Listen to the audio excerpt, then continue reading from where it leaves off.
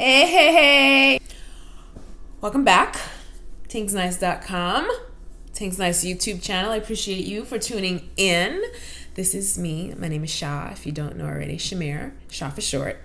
But welcome to my channel. So I'm here with another video, and this time I am bringing to you what I was calling Carnival converts. However, the name has now changed. So anyway, we'll get to that. But remember, the end of 2017, I had put out this survey for individuals who were not of Caribbean descent, but were heavily involved in the carnival scene. Well, now I'm ready to give that information to you. See, what had happened was I had every intention of launching it in January, first week of January, was working on it. Everything was in place and was like bing, bang, boom. I was getting the handle on Final Cut Pro, and I was just super excited to launch this video because it was going to be like intense, and I was really excited about the content. Well, see, I had a little fire.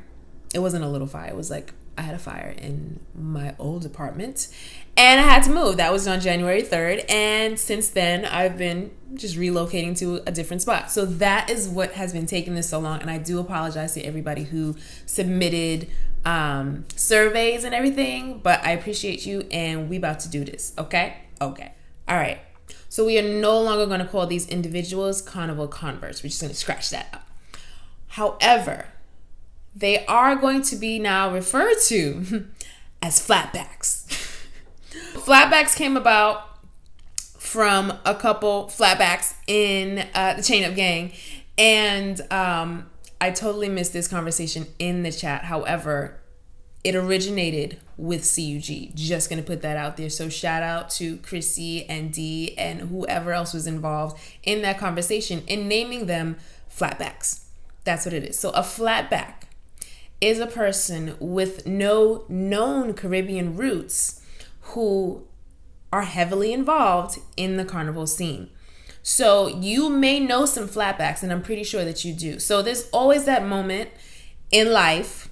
You're at Carnival, you're at a fete, you're somewhere, and then you realize that you've known someone for a while, and you've seen how they carry on at fetes and everything, but then you're like, I don't think I've ever seen that person with a flag. And then you take it a step further and you ask them, you finally ask them, where you from? Where your family from? And then they'll be like, America. Or they'll say something like, I'm just black. And you're like, nah. Because I've seen you. Like, I've seen your wine. I've seen your spit in the middle. I see you knowing the words to all of these songs. Like, you know more songs than the freaking Caribbean person that I know over here. I've heard you talk. Like, you know, and it's amazing. So this is why I am doing this post, because I feel like you need to understand how amazing Carnival is. The fact that our culture pulls other people in. The more and more Flatbacks that come out the closet, for lack of a better term, the more my heart melts, because I'm like, yo, this is like Caribbeans, we lit. It's amazing to see. It's amazing to watch, and I just love it. So in this episode, I'm going to introduce you to a few popular Flatbacks that you probably already know, and you're probably just now learning that they are Flatbacks. The word is so funny. But let's get started. Every time you take one step, something pulls you back. Everyone, I introduce to you Christine, aka Chrissy. She is a sweet and bubbly New Yorker with roots in the South. Now, I had the pleasure of meeting Chrissy through a group chat a couple years ago and now consider her family. She identifies as being African American. However, I am thoroughly convinced that she has island blood. Her maternal grandfather is believed to be from Cuba. but there is no known proof of this. But I think the proof is Chrissy herself. Christine was introduced to the culture by former flames from Trinidad and St. Vincent, and she built close relationships with their circle of friends, and in turn, they introduced her to DJ Private Ryan mixes, and she immediately fell in love with soca. These new friends of hers also did her a solid by introducing her to Miami Carnival in 2012, a carnival that Christine highly recommends for all newbies. Once Chrissy met Miami Carnival, that was the end of her regular life. 6 years later, she's a seasoned Carnival veteran who Carnival hops at least 2 to 3 times per year on a regular basis. She says going to Carnival and Fets for the first time was complete contrast to the club scene that she was used to, and she loves the freedom that Carnival brings. When I asked what the most challenging aspect of her involvement was, Christine said that she had some challenges understanding certain words and phrases, but she conquered that by asking clarifying questions. Additionally, Chrissy says that she's also been accused of, quote-unquote, trying to be Caribbean. Now, naturally, this made her defensive. However, she's learned to ignore it. She loves the music, the culture, and the people, and is not ashamed of that. So when you see Chrissy on the road, just make sure you have enough vibes to match, because she is a beast. Some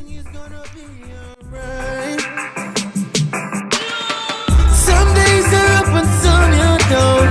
Week today, tomorrow's gone. Some you lose and some you're gonna win.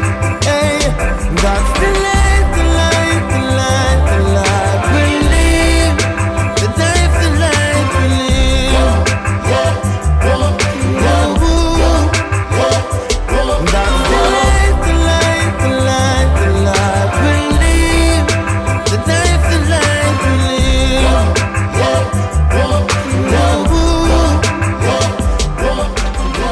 Every time you take one step, something pulls you back. Up next, we have Dee. Now, I think Dee and I also met in a group chat, and he's been around West Indians his whole life. He grew up in Newark, New Jersey, and says most of his childhood friends hail from countries such as Jamaica, Haiti, Trinidad, Puerto Rico, and Barbados. Dee said the food he used to eat at his friends' homes were very similar to what he was accustomed to from his North Carolina upbringing.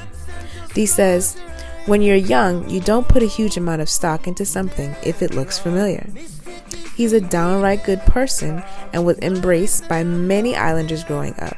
He was invited to Trinidad nearly 10 years ago to play with friends in Masqueraders United. That trip was his first introduction to Carnival, and he says hearing soca blasting in the streets, masqueraders jamming in complete bliss with zero cares, sold him on anything that he needed to know. Dee says he was bitten with love for Carnival, and it's been non-stop ever since. He's very passionate about Carnival, and when asked what the most challenging aspect has been thus far, he states that it's the ignorance of some people's outlook on Carnival that really gets under his skin. He feels thoroughly offended when people disrespect the Carnival culture as if it's some gimmick. Dee says there's no other event he's attended that's allowed for that feeling of euphoria, enjoyment, revelry, and goodwill without the encasement of judgment and classism. He says it's the absolute best event one can experience outside of a spiritual awakening. Wow. Relax and just close your eyes. Oh, natural mystic is in the air. Well, I hope you enjoyed that episode as much as I did. I had a wonderful time creating it and reading their content and sharing it with you. These are my actual friends, and I am proud to call them family. Not only are they great people, but they fit hard. Like, they go hard for Carnival. Just know that. Know that. All right, so there is more to come. There are other individuals who filled out the survey, and I am very excited to share their stories with you as well. So stand by for additional episodes of Carnival Flatbacks, and stand by for more from Tingz Nice. Thank you for tuning in, and I'll see you next time. Bye.